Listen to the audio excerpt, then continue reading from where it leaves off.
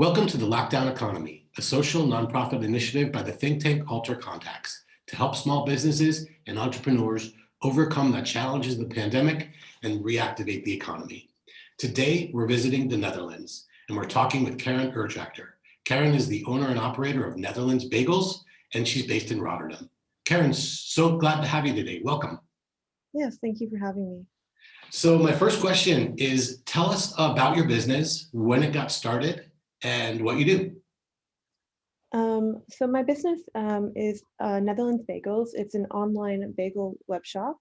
We deliver anywhere in the Netherlands. I started this business actually October of last year, so already in the middle of Corona. And what we do is we deliver New York style bagels all over the Netherlands. So what prompted you to have the idea of saying, well, you know what this epidemic needs? It needs bagels. So like, how did you go about getting it figured out, getting it up and off the ground?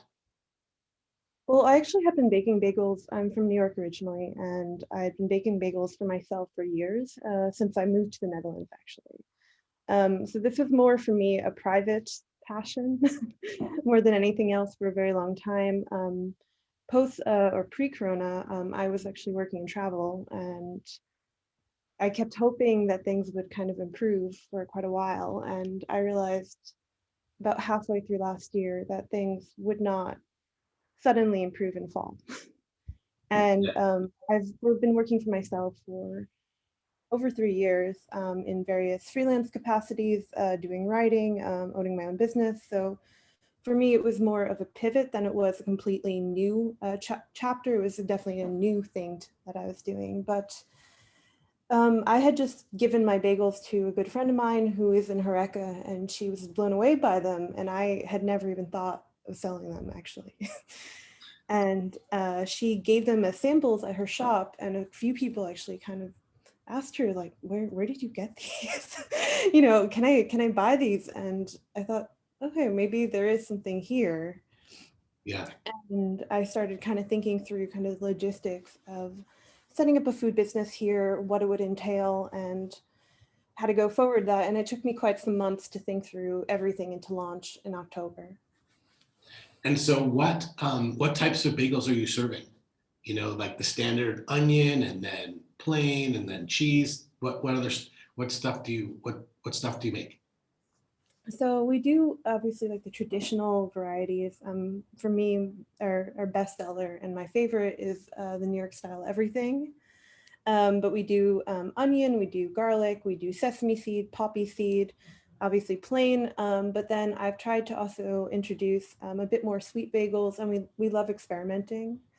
So I've introduced, we call it the spicy Rotterdam, where I use a local cheese, and I also use Turkish pul biber peppers for kind of a fusion of kind of taking into account kind of what Rotterdam is. It's a very diverse place, and I like the idea of making a bagel actually inspired by the place. So I've been trying to come up with new ideas, as well as kind of have a bit of a ode to what are the traditional ones everyone loves. Right. How long have you lived in Rotterdam? I'm actually not living in Rotterdam. Oh, sorry. No, it's no worries. I've been living in the Netherlands more generally almost 5 years now, actually. But I actually live in the Hague region, but I'm working in Rotterdam. Yeah, so you have like a shared kitchen that you work out of, and are other businesses sharing that kitchen as well? Yeah, and it's been such a great dynamic and kind of a strange one during Corona to actually be around people in person and to be working with all these fantastic food entrepreneurs, everyone who does their own thing. And it's been great to actually have that support and have that advice from other people to kind of figure out how do we move forward in the middle of Corona. Yeah, I like the idea of the shared costs when you talk about your all the kitchen facilities and the equipment and all that stuff is shared and allows for entrepreneurs like yourself that are just getting started to really offset a lot of the cost because you're doing the sharing. I interviewed a woman from Milwaukee, Wisconsin, who was in a similar situation. She was a baker. She is a baker. And she also got introduced to this shared commissary where everyone's got like a small little kitchen, but the tables and the bathroom facilities and all of the outdoor indoor seating, a lot of the dishwashing facilities are all shared by these 20 different businesses. And it really allowed them to get started off their feet without having to worry about having to pay rent on their own kitchen or their own tables and all that stuff. And her business is thriving as a result, even during the pandemic. So tell us about your how many people are working with you to prepare these bagels, and then how does the delivery work? Sure. I generally work with just one other person unless it's really busy. It's because the people I work with, I currently have 3 employees, although they all work part-time. Whenever making the bagels, I basically have one person who's helping me with kind of the form and the dough, and the other person usually me, who's boiling and doing the seeds. Mhm. Of course, if it's busier, there will be 3 of us, but usually it's just 2. And I work with 1 Afghani woman and 2 American women. Mhm. And it's interesting because we're always constantly switching languages as well. Yeah. And so, how are you connecting with other folks that are starting up businesses like yourself, to increase your network, get ideas? How's that working for you? How do you do that? How do you network? Um, I feel like I'm kind of more dependent on the internet at this point in time because it's so hard to meet people. Obviously, I definitely do meet people and I do meet clients, and I'm masked up, social distance outside. But it is a bit of a strain to meet people in person because I have to be very careful because of my own work situation. I've definitely I'm in a WhatsApp group with other food entrepreneurs who are kind of at the beginning stages, and that has been a very good resource as well. And also through my kitchen, there are some others who are a similar stage. So it's been kind of helpful to kind of come into contact with people doing all different kinds of things with food, from traditional Indonesian peanuts to vegan meals. So it's kind of nice to see kind of the range of things that are possible despite Corona. And actually, my courier service that I've been using was a recommendation from others in my kitchen. Mhm. And have you had any ideas from your customers or other people that you meet in the public that have spurred some creativity and different changes in what you're doing and strategies?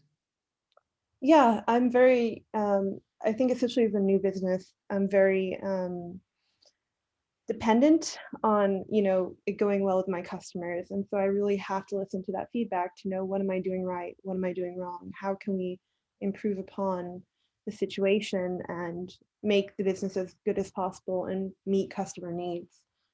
So we've tried to add a couple more varieties. I've specifically added more sweet bagels at the request of some clients who are not really savory bagel people. Mhm. And that's one good example, I think, of kind of where, and I'm still also considering a couple new bagels, but I tried to phase out one unpopular bagel and replace it with something new every month now, so that we kind of let people get that craving that they're looking for. And then, if we want to bring back a different bagel, we always can. Well, I heard about you and your business through this Facebook group that I belong to. Um, Here, I live also near The Hague, and there's an expat Facebook group. I'm recently moved here myself in the summertime with my family, and there was just people talking about, having a chance to, you know, they must have heard through word of mouth. They Mm. had your bagels, and then they were talking up that process on the Facebook group. So there was a lot of like viral happiness going on about what you do. I wanted to ask you, what thoughts do you have for your plans going forward as the months move on, and hopefully we'll get to some sort of a new normal where we can get clear of this to some extent and a little bit more back to the life that we used to have? What are your strategies and plans as we move towards that phase over the next several months? Well, I have some, operating at a time of such uncertainty is very difficult because you don't know what will happen even 2, 3 months from now. And I'm maybe because I started during Corona, and every single time we turn a hopeful corner, I keep thinking, well, this is the moment that things will go back to normal. But I've realized that I don't imagine anything will change for the next few months, if I'm honest. Mhm. And I'm going to continue kind of this socially distanced delivery service and kind of let things continue as they are. And when things are finally improving, I'm hoping that we can have a larger kitchen, or actually open a physical shop that is much more client friendly. Right. So I just, for now, I'm kind of biding my time, trying not to make any decisions before I know exactly what is the path forward for the Netherlands. What will it look like in this? I'm not going to say post-Corona because I think Corona itself will continue a lot longer than we anticipate. Yeah. But what will it look like once we have a sufficiently high level of vaccinations? Will people, people probably won't want to stay at home, and I need to also rethink what is not working with my business model in this new paradigm. Mhm. So, Karen, if you were to be able to uh, speak up to the whole world and say, "Hey, you know what? I need help with a couple of things. What are 2 or 3 things that you find you'd love to be able to say I need help with?"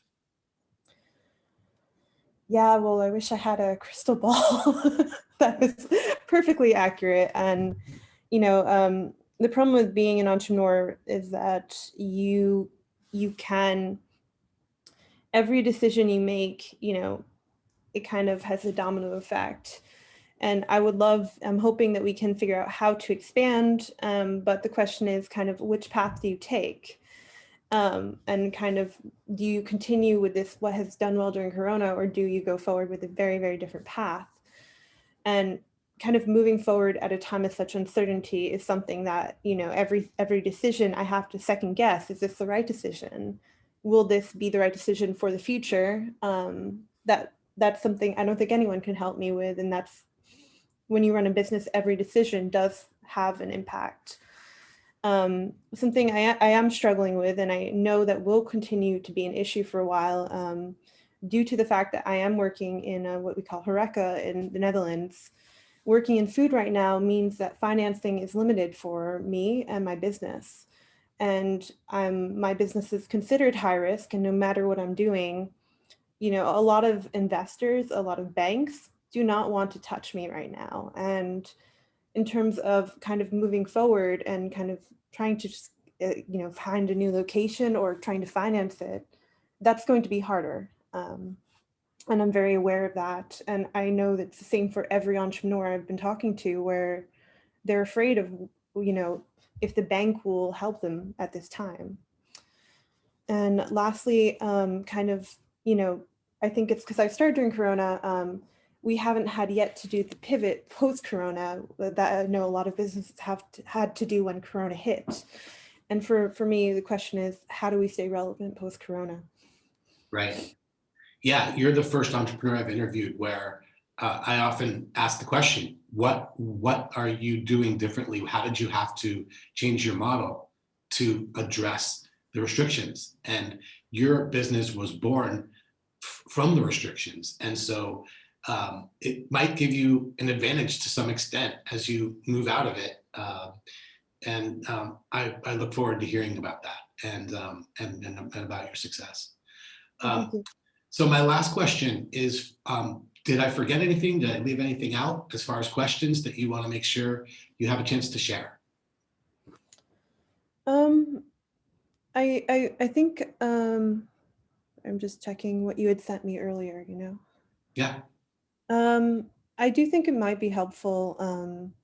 I kind of made some notes about what your questions about, like what I did that is very different. Mhm. I maybe that would be helpful to others. Sure.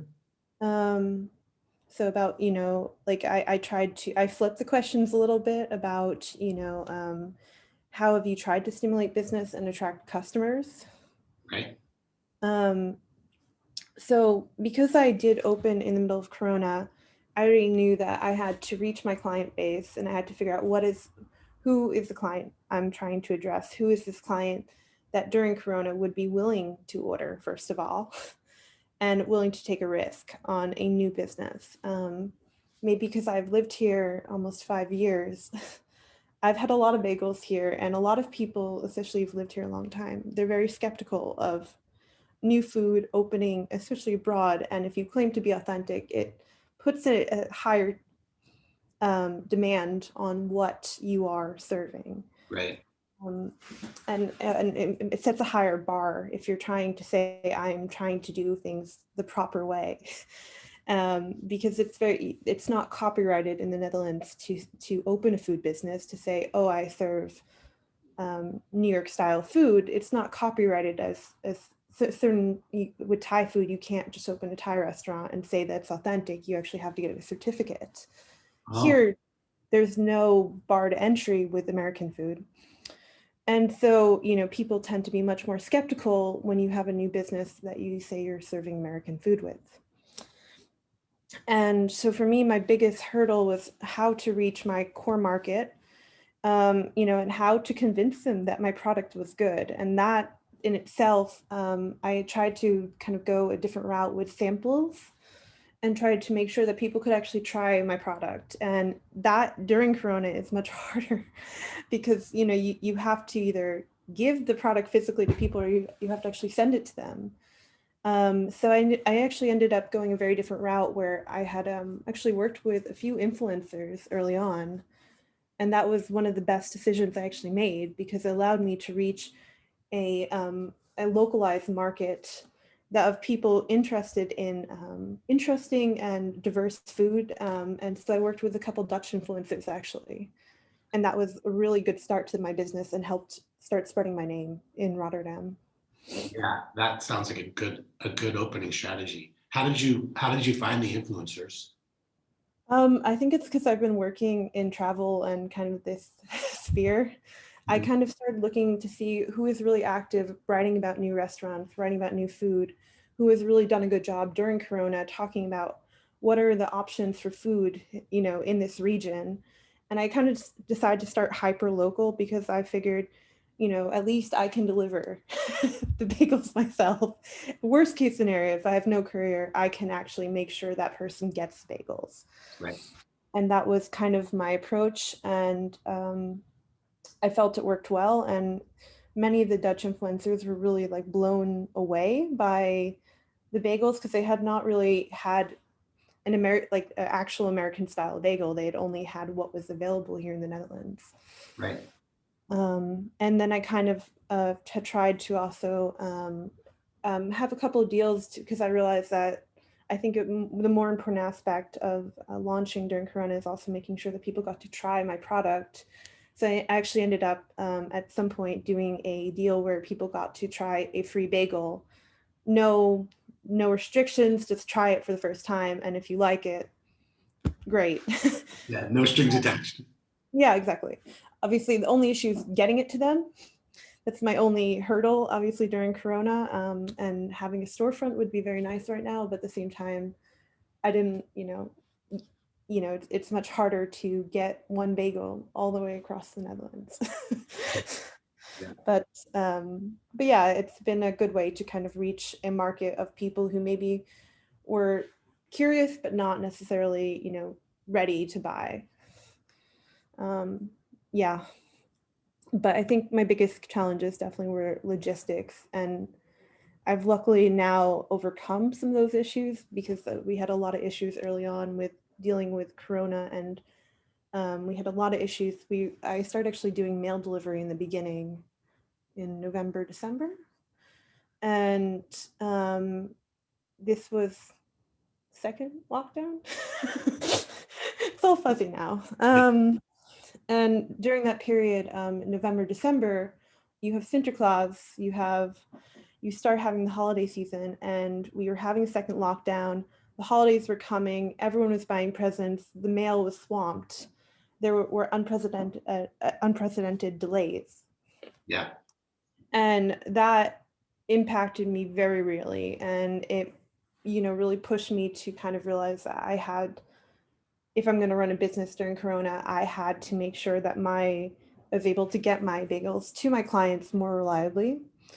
And I had to take it into my own hands. Yeah. And we still do 1 day delivering by mail, but I've switched from PostNL at this point.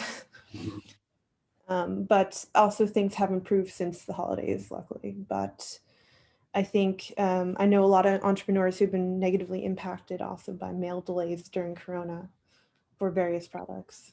And yeah, I think some things do work by mail, but other things you kind of have to think outside the box of how do we get around the fact that you would normally deliver something by mail, but this is not a tenable solution at the moment Mhm.